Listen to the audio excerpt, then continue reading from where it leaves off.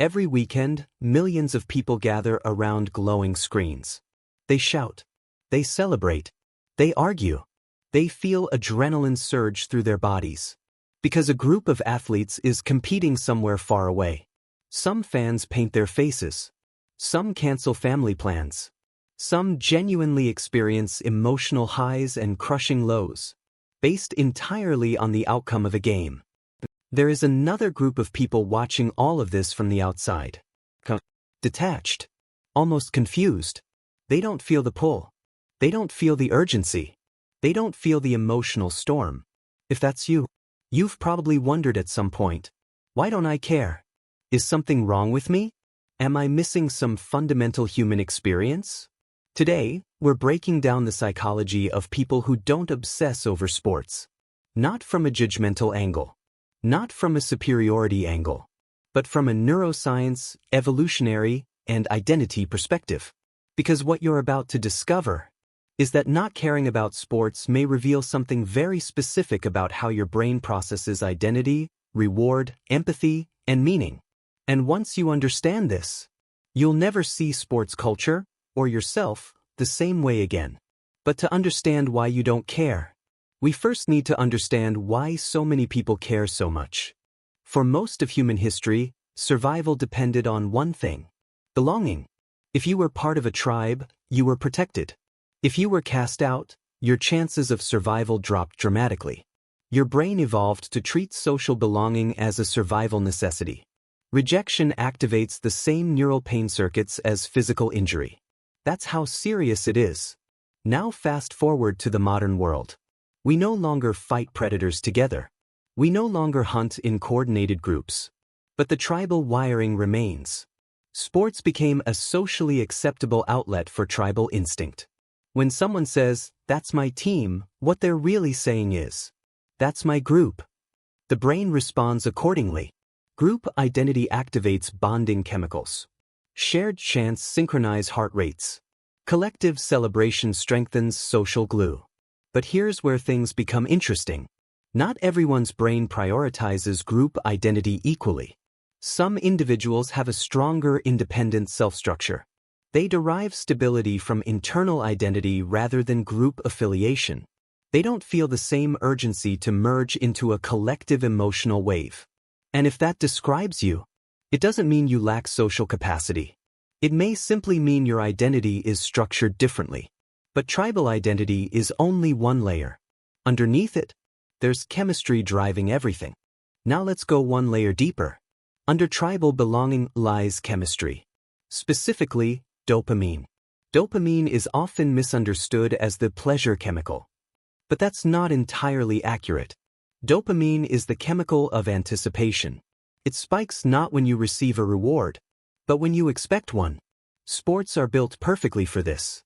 Every play carries uncertainty. Every possession holds possibility. Every second contains potential change.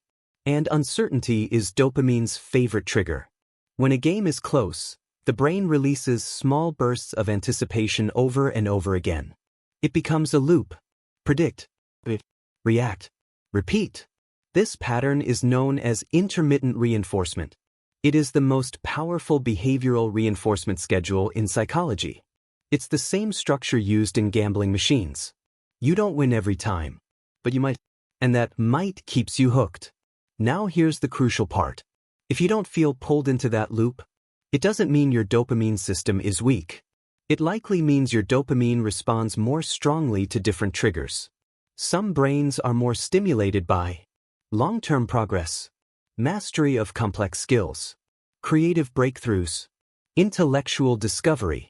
Instead of short-term unpredictable spikes, you may prefer slow, internally earned reward curves. One system is high volatility. The other is steady accumulation. Both are valid, but they shape behavior differently. But chemicals explain excitement. They don't explain self-esteem. And self-esteem is where identity enters the picture.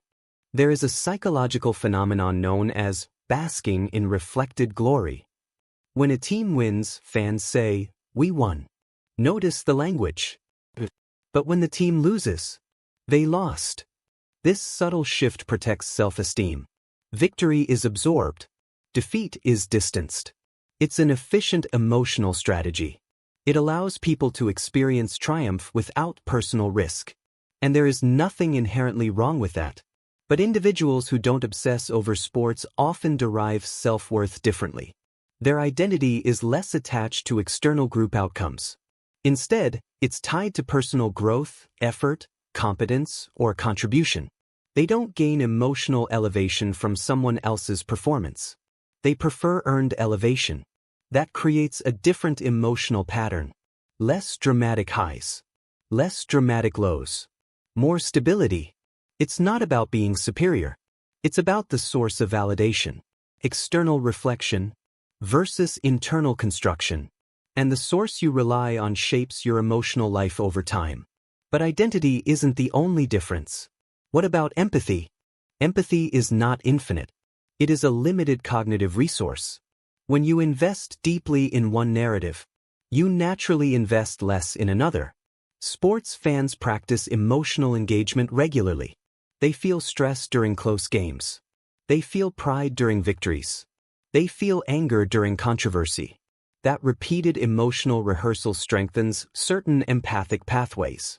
But individuals who don't follow sports are not lacking empathy. They may simply allocate it elsewhere. Toward relationships. Toward intellectual causes. Toward artistic experiences. Toward personal development. Research often shows that lower interest in spectator sports correlates with higher openness to experience, greater appreciation for aesthetics, higher intellectual curiosity. The emotional depth is still there. It's just pointed in a different direction.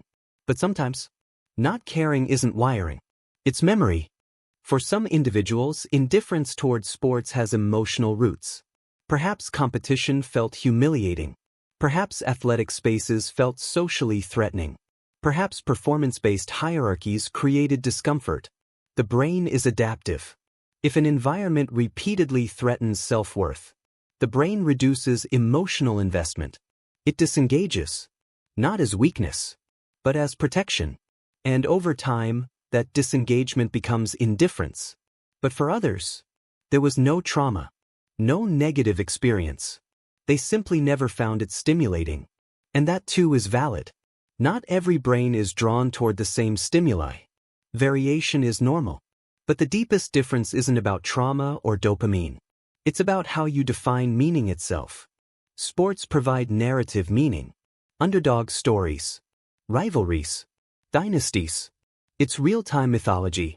For many, watching these arcs unfold satisfies the human need for story. But some individuals don't resonate with observing narrative. They resonate with generating it. They want authorship. They want agency. They want participation. Spectator meaning is emotional immersion. Creator meaning is personal construction. One experiences drama externally. The other builds progress internally. Neither is superior, but they lead to different lifestyle patterns, different time allocation, different long-term skill development. And over decades, those differences compound. So what does all of this ultimately mean about you?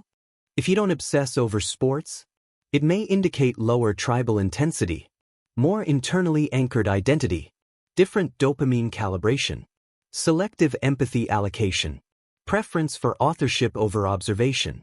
It doesn't mean you're detached from life. It may mean you engage differently. In a world competing constantly for your attention, the ability to not be emotionally hijacked by every public spectacle is a form of cognitive strength. So the next time someone asks you, "Did you watch the game?" and you genuinely didn't, there is no need to justify yourself. You're not missing something universal. You're simply operating on a different psychological setting. And that difference might be your advantage.